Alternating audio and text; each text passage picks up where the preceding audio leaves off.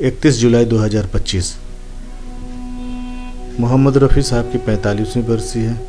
इस मौके पर हम पेश कर रहे हैं उनकी ज़िंदगी की वो दास्तान जो सिर्फ गीतों में नहीं हर दिल में गूंजती है। यह कहानी है 3 हिस्सों में। पार्ट 2, शोहरत और जादू।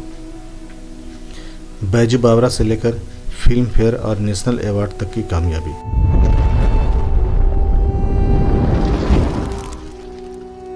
दोस्तों, अब पेश है मोहम्मद रफ़ी साहब की ज़िंदगी का वो सुनहरा दौर जहां उनकी आवाज़ ने हर एहसास को जुबान दी और हिंदुस्तान ने उन्हें सदियों की सबसे प्यारी आवाज़ कहना शुरू कर दिया। कुछ आवाज़ें सिर्फ कानों को नहीं दिल को छूती हैं और कुछ आवाज़ें रूह में बस जाती है। रफ़ी साहब की आवाज़ उन्हीं में से थी, साफ, सच्ची और सीधे दिल से निकलकर दिल तक पहुंचने वाली। साल था 1952। फिल्म बैजू बावरा में संगीतकार नौशाद अली को एक ऐसी आवाज़ की तलाश थी जो दर्द को मीठा बना सके, जो भजन भी गा सके और राग भी। उन्होंने रफ़ी साहब से कहा और रफ़ी साहब ने जो गाया वो सिर्फ एक गाना नहीं,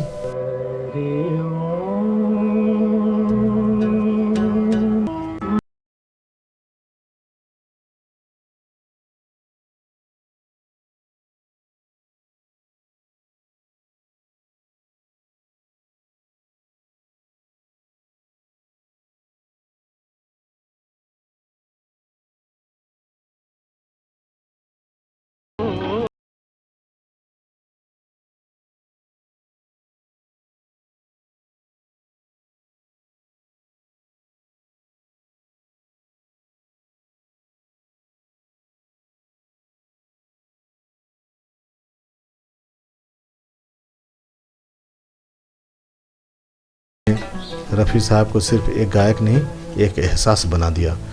और यहीं से शुरू हुई नौशाद रफ़ी की जोड़ी जिसने हिंदुस्तान के संगीत को नए मायने दिए। 1950 और 60 का दशक रफ़ी साहब का ज़माना था। उन्होंने हर हीरो को आवाज़ दी।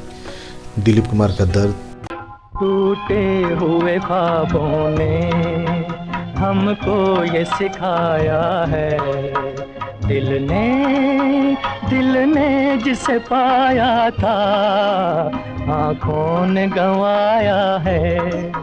सन्नी कपूर की शरारत, ये चांद सा रोशन चेहरा, जुल्फों का रंग सुनहरा, ये झील सी नीली आंखें, कोई राज है इनमें गहरा। तारीफ करूं क्या उसकी जिसने तुम्हें बनाया। देवानंद की नजाकत, कब भंवर करे पुकार, प्यार का राग सुनो, प्यार का राग सुनो रे। दिल का भंवर करे पुकार, प्यार का राग सुनो, प्यार का राग सुनो रे। और गुरुदत्त की तन्हाई साहब के सुरों में समा गया। शंकर जयकिशन के साथ 341 गाने गाए जिसमें 216 सिर्फ सोलो थे। सोचिए, 517 अलग अलग चेहरों को अपनी आवाज़ देना ये कोई आसान बात नहीं। लेकिन रफ़ी साहब हर बार ऐसा गाते जैसे खुद वो किरदार बन गए हों। उनकी आवाज़ पर्दे पर चलने वाले कलाकार से ज़्यादा जिंदा लगती थी। उनकी आवाज़ ने उन्हें वो सब दिलाया जो किसी भी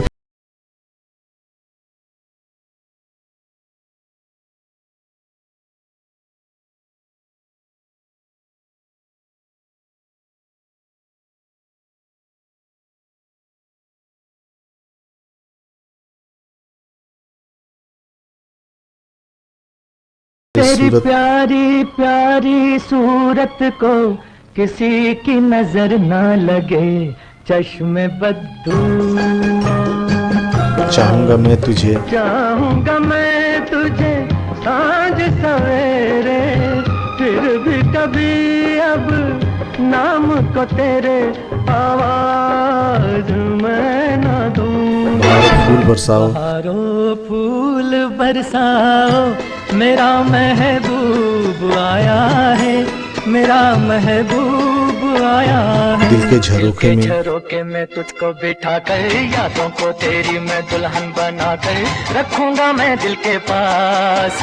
मत हो मेरी क्या हुआ तेरा वादा, क्या हुआ तेरा वादा, वो कसम वो इरादा। यही गाना नेशनल अवार्ड भी दिला गया। 1965 में भारत सरकार ने उन्हें पद्मश्री से नवाजा। एक ऐसी आवाज़ को सलाम जिसने मुल्क को एक सुर में जोड़ा। 1970 के दशक में किशोर कुमार का दौर शुरू हुआ, खासकर आराधना के बाद। कई लोगों ने कहा रफ़ी साहब का वक्त अब ख़त्म हो रहा है, मगर रफ़ी साहब ने जवाब दिया अपनी आवाज़ से। क्या हुआ तेरा वादा, तेरा वादा, पर्दा है पर्दा, पर्दा है पर्दा, पर्दा है पर्दा, पर्दे के पीछे पर्दा नशी। हम किसी से कम नहीं, सरगम, कुर्बानी, अमर अकबर एंथनी, हर फिल्म में उनकी आवाज़ ने साबित किया अभी सुर बाकी है। और दिलचस्प बात यह है, रफ़ी और किशोर के बीच कभी दुश्मनी नहीं थी, बल्कि दोस्ती थी। कई बार तो रफ़ी साहब ने खुद किशोर कुमार के लिए गाने गाए। फिल्म थी शरारत, रागनी।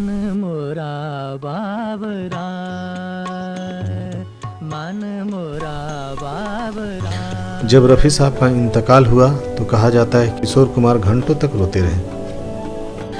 वो बातें जो कम लोग जानते हैं। पहली पब्लिसिटी से नफरत थी।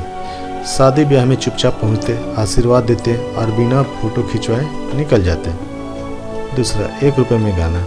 एक बार किसी गरीब निर्माता का पसंद आया गाना रफ़ी साहब ने सिर्फ 1 रुपये में गा दिया। रॉयल्टी का झगड़ा। 1963 से 1967 तक लता मंगेशकर से बोलचाल बंद। वजह रॉयल्टी का मुद्दा। बाद में एस.डी. बर्मन की संगीत महफिल में सुलह हुई। मल्टी लैंग्वेज जादूगर। 14 हिंदुस्तानी और 4 विदेशी भाषाओं में गाया, अरबी, फारसी, डच और अंग्रेजी तक में। 7405 रिकॉर्डेड गाने। एक स्टेज शो में किसी ने दावा किया 26,000 गानों का, जो वेरीफाई तो नहीं हुआ पर सुनने वालों ने यकीन किया। कुछ आवाज़ें शोहरत से नहीं सादगी से अमर होती हैं और मोहम्मद रफ़ी उसी सादगी का नाम था। अगले हिस्से में जानिए उनका आखिरी दिन, आखिरी गीत और वो विरासत जो आज भी जिंदा है। रहिए हमारे साथ, क्योंकि अब आएगा सबसे दिल छू लेने वाला हिस्सा। अगर आपको हमारी ये पेशकश अच्छी लगी तो चैनल को सब्सक्राइब कीजिए और कमेंट में अपनी राय ज़रूर दें। लाइक करना न भूलें और बेल आइकन भी ज़रूर दबाएं। शुक्रिया।